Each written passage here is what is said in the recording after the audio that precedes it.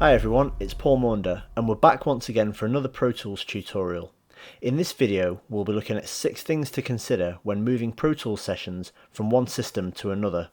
So I'm not going to be talking about the Pro Tools 12.5 collaboration features, I'm talking about the occasions when you actually move a Pro Tools session to another studio or just to a different computer running Pro Tools.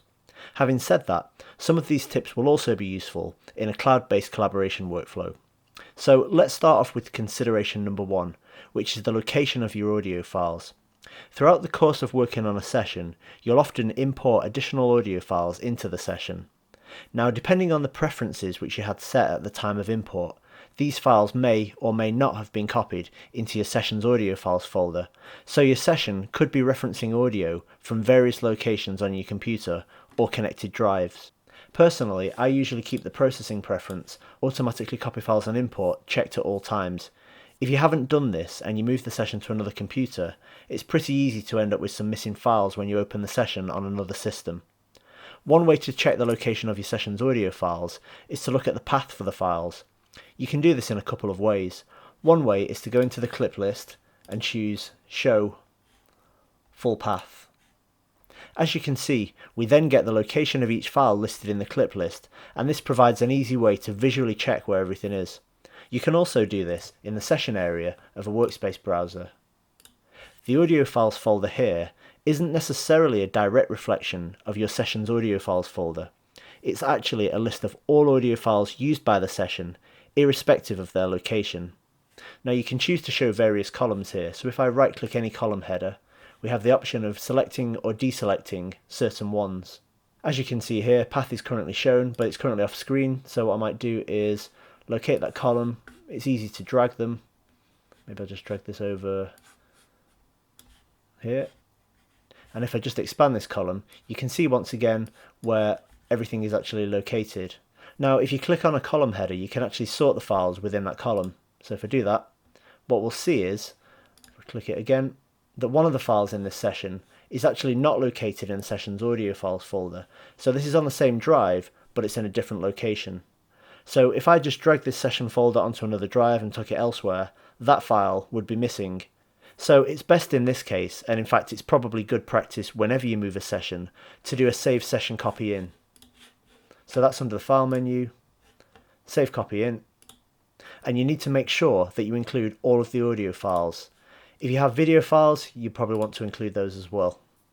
This will create a duplicate session, and all of its audio files will be self-contained in the audio files folder, no matter where they were located in the original session. Another consideration when moving sessions between systems is plugin availability. If you've used some plugins which you think or know won't be available on the other system, you'll have to either swap the plugins for suitable substitutes, or alternatively, use the track commit feature to create a rendered version of the audio on that track. I won't go into detail about this now, but let's use the example of this voiceover track where I've used a Waves Renaissance compressor. If I was happy with this track and I knew that I didn't need to do any more work on it, then I could right click on the track nameplate, choose commit, and basically create a rendered version of the track audio with the effect of the plugins baked into the audio. There's an option to choose what happens to the source tracks, so a good choice would be the default, which is hide and make inactive. I'll just start this going. Okay, and that seems to be going very quickly. You'll notice that that same compressor is on the track above, and there's a couple of other Waves plugins in this session, so I'd probably need to commit those as well. And once I'd done that, if this session was moved to a system without those plugins, the tracks would still sound the same, but if we really need to go back and change something, we can always reactivate the original track. We just need to find a suitable replacement for those plugins. The third consideration is moving sessions from Pro Tools HD systems to non-HD systems. Certain features are still unavailable on standard Pro Tools software, so things like trim automation, for example, won't be present in a session that you've moved from an HD system. The same goes for surround tracks. So for example, if I had, a 5.1 audio track, that wouldn't be present when I moved it to a standard Pro Tools system. And the other big consideration, of course, is track count. Currently, the standard version of Pro Tools supports 128 simultaneous playback tracks, so remember that very large sessions moved from HD software, which could potentially have up to 768 audio tracks, will only play back the first 128 when moved to a non-HD system. Another consideration when moving sessions between systems is the Pro Tools version itself. Since Pro Tools 10, we've had the .ptx file extension. If you create a session in Pro Tools 12, it will open in 10, 11 or 12. Now obviously, certain software features won't be available in earlier versions, but the session will open. If you're moving a session to a version of Pro Tools prior to 10, then you'll need to use the save copy in command and select the appropriate version number. So in this session, if I go to the file menu, save copy in, and I know that I need to open this session on an earlier version, under format, as well as latest, I can choose an earlier version. Pro Tools versions 7 to 9 use the .ptf file extension for the session, and versions 5.1 to 6.9 use .pts. It's far from ideal moving sessions to earlier versions of the software, and you'll obviously lose features, including things like clip gain in versions prior to 10. If you're moving sessions to a more recent version of Pro Tools than that, then you won't run into as many issues. In fact, Pro Tools 11 and 12 can open sessions from version 5.1 onwards. You can then save the session in the current .ptx format. If you need to open even older sessions, such as those created with version 4, then you're going to need to track down a system running Pro Tools 10, resave the session, and then open it on the new system. In fact, this raises another consideration, which is the extended archiving of your own sessions. I've been using Pro Tools since version 3.5, and I've been backing up my sessions since version 4.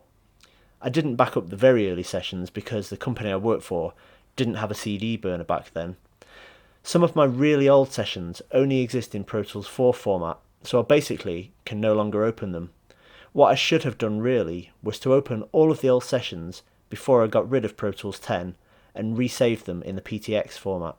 So my recommendation is that whenever a version of Pro Tools comes out which uses a different file extension, open up any archived sessions and resave them in the new format, so you know that if you need to come to it in the future, you'll still be able to open it. Consideration number 5 when moving Pro Tools sessions between systems is hardware inserts.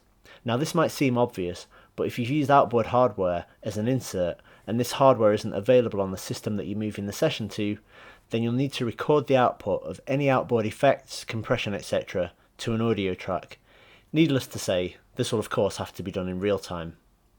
One final thing to think about when moving Pro Tools sessions between systems is the amount of RAM your session is using. Since version 11, Pro Tools has been 64-bit. One of the benefits of this is that it can address as much RAM as you have installed on your system. Virtual instruments in particular can use up a lot of RAM, so if you're moving a session with lots of instruments in it to a computer with less RAM installed, you might encounter some problems. In fact, there's a known issue related to this. If you have a session which is heavy on virtual instruments, and it's using more than 4GB of RAM on a Pro Tools 11 or 12 system, that session won't run properly at all on Pro Tools 10, because Pro Tools 10 was only 32-bit, and so it has a 4GB RAM usage limit. Now, I'm not referring to the disk cache here, I'm talking about the amount of RAM which Pro Tools itself can use. In fact, you can check how much the session is using by going to the window menu, system usage, and you can see that my session is currently only using 11% of the installed RAM. Then again, this session is a very simple post-production session. It doesn't have any virtual instruments in it, and it only has a relatively small number of plugins. So if you were running a music session which was very heavy on virtual instruments, you'd have to think carefully if you were to move that session to a Pro Tools 10 machine. I'd recommend either bouncing or committing some of the instrument tracks. Freezing the tracks won't work in this case, because any frozen tracks will just be unfrozen if that session is open with a Pro Tools version prior to 12.3. Anyway, those are a few tips which I hope you find useful if you move in Pro Tools sessions between machines. Thanks for watching, and I'll see you again soon.